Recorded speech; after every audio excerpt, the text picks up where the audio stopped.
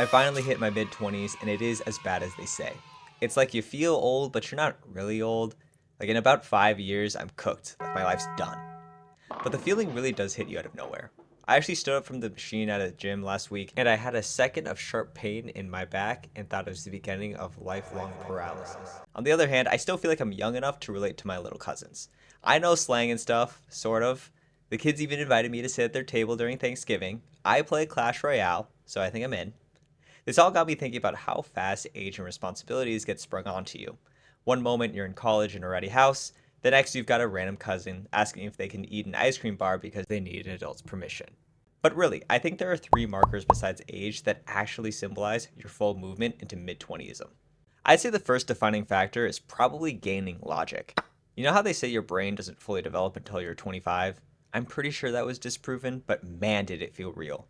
I sort of woke up on my birthday thinking, wow, I should really be thinking about retirement more. I found myself thinking about just how much cope I've had in the past. One of my dates in college actually involved me driving out an hour to meet someone at their place. The first thing I did once I got there was use the bathroom, and she said I could use it, but that her roommate was in there showering. So after knocking and an awkward hello, she was totally fine with this, I walked into the bathroom and their shower didn't even have a curtain. It was one of those fuzzy glass panes, so I could still totally see her naked. The worst part was that the toilet was in view of the shower, so we both had to act like we couldn't clearly see each other while doing our business. Let me remind everybody that this was my first time meeting these people, and I've spoken maybe 4 sentences to my actual date at this point. Anyways, while I was doing that, no joke, out of the blue, she was like, "Hey, do you like Mac Miller?"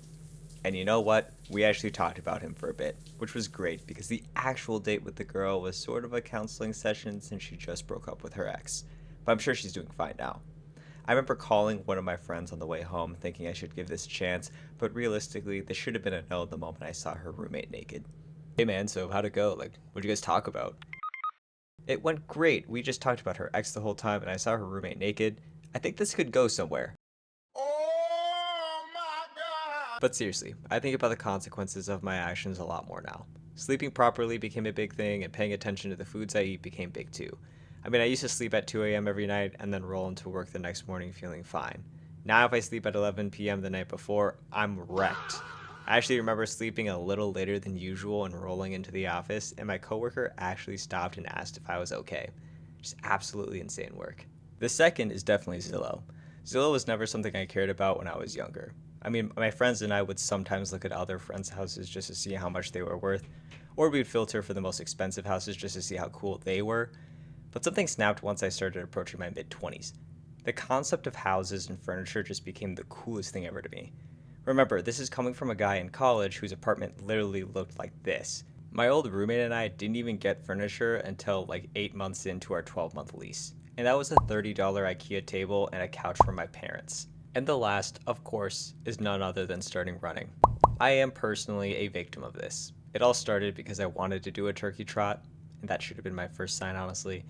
Then once I was actually able to run past 5K, I just kind of stuck with it, and then I bought running shoes, and now we're officially locked in.